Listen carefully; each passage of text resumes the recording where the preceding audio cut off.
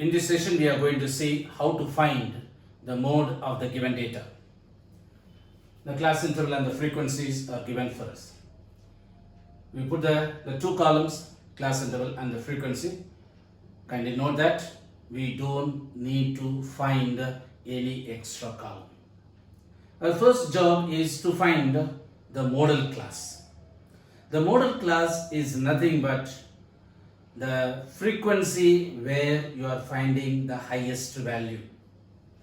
When you look into the frequencies, we will be having the highest value as a 12, and hence 60 to 80 will give us the model class. Once we find out the model class, the frequency of the model class, we take it as a F1. The previous frequency, we write it as a F0, and the following frequency, we write it as a F2. You may be having a small doubt. What will happen if the highest frequency becomes the first value? Now, if the highest frequency becomes the first value, that value will become F1, our F0 will become 0.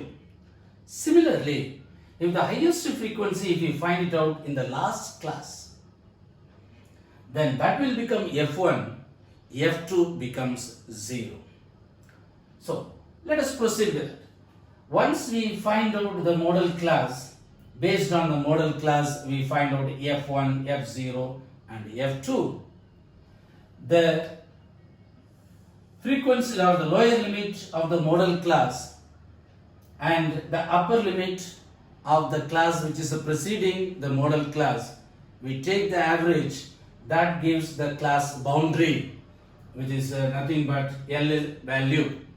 So here it is a 60 plus 60 divided by 2, we are going to get 60, and hence L becomes 60. Then we note down these values F1, F0 and F2. The size of the class is 20, and we write it as H is equal to 20. Once we note down all these values, as our job is just remember the formula, substitute in the given formula. Mode is equal to L plus F1 minus F0 divided by 2 into F1 minus F0 minus F2 into H.